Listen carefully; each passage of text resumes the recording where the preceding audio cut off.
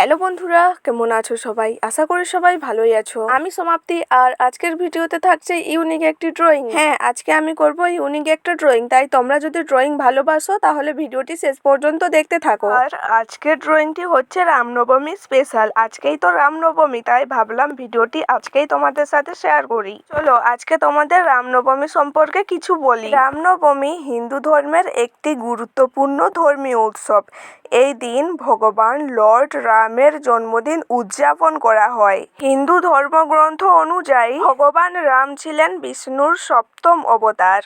তিনি অযোধ্যার রাজা দশরথ ও রানী কৌশল্যার পুত্র ছিলেন। ভগবান রামকে মর্যাদা পুরুষোত্তম বলা হয়, কারণ তিনি সত্য, ন্যায়, আদর্শ ও ধর্মের পথে জীবনযাত্রা করেছিলেন। রামনবমী চৈত্র মাসের শুক্লপক্ষের নবমী তিথিতে পালিত হয়, যা সাধারণত মার্চ বা এপ্রিল মাসে পড়ে।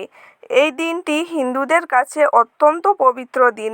এই উৎসবের উল্লেখ প্রাচীন ধর্মগ্রন্থ রামায়ণে পাওয়া যায়, যেখানে ভগবান রামের জীবন, আদর্শ, বনবাস, সীতাহরণ এবং রাবণের সঙ্গে যুদ্ধের কাহিনী বর্ণনা করা হয়েছে। রামনবমীর দিন ভক্তরা সকাল থেকে উপবাস রাখে এবং মন্দিরে গিয়ে ভগবান রামের পুজো করে। অনেক জায়গায় রামায়ণ পাঠ, ভজন কীর্তন, ধর্মীয় শোভাযাত্রা এবং রামলীলা অনুষ্ঠিত হয়।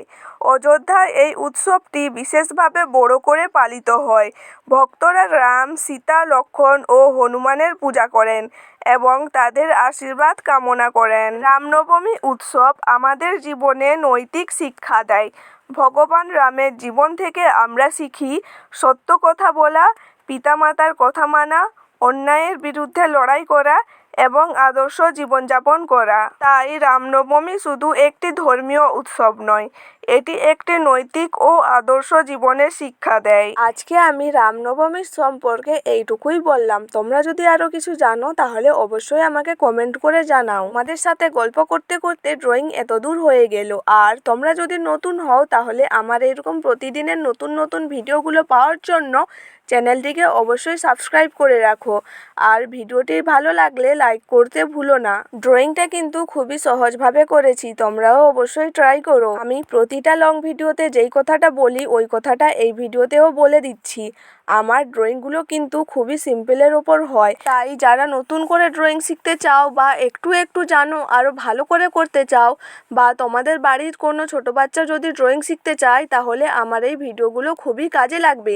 আমি কোনো বড় ড্রয়িং আর্টিস্ট নই, তাও এই কথাটা বলছি, কারণ প্রথমে তো কঠিনটা দিয়ে দিলে পারবে না। সহজভাবেই প্রথমে শিখতে হবে, তারপর কঠিনের দিকে যাবে। তোমরা কি জানো কোনো কোনো জায়গায় রামনবমীতে অস্ত্র নিয়ে র্যালি হয়? ভগবান লর্ড রামকে একজন যোদ্ধারূপে দেখানো হয়। তিনি অন্যায়ের বিরুদ্ধে যুদ্ধ করেছিলেন, বিশেষ করে রাবণের বিরুদ্ধে। তাই তলোয়ার, ধনুক, তীর ইত্যাদি শক্তি ও ধর্মরক্ষার প্রতীক হিসেবে মিছিলে নেওয়া হয়। অনেক হিন্দু সংগঠন রামনবমী মিছিলে ঐতিহ্য হিসেবে লাঠি, তলোয়ার, গদা ইত্যাদি বহন করে।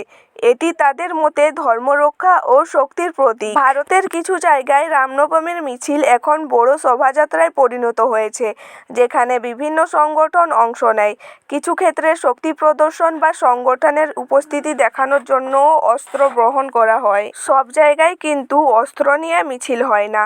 অনেক জায়গায় শান্তিপূর্ণভাবে পূজা, ভজন, রামায়ণ পাঠ করেই রামনবমী পালন করা হয়। সরকার অনেক সময় নিরাপত্তার জন্য অস্ত্র নিয়ে মিছিল করা নিষিদ্ধ বা নিয়ন্ত্রণ করে। তোমাদের ওদিকে রামনবমী কিভাবে পালিত হয় অবশ্যই কমেন্ট করে জানাও।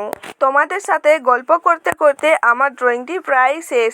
তোমরা কি দেখতে পাচ্ছ ড্রয়িং এর মধ্যে শ্রীরাম লেখা আছে? এত দূর তো ড্রয়িংটা দেখলে, এখন তো বলো ড্রয়িংটা কেমন হয়েছে আর লাইক করেছো তো? প্রায় সম্পূর্ণ হতে চলেছে আমার ড্রয়িংটি, তোমরা কিন্তু ট্রাই করতে ভুলো না। দেখা হবে আরো নতুন কন্টেন্ট নিয়ে। ততদিন রঙে ভরিয়ে রাখো মন, আঁকো নিজের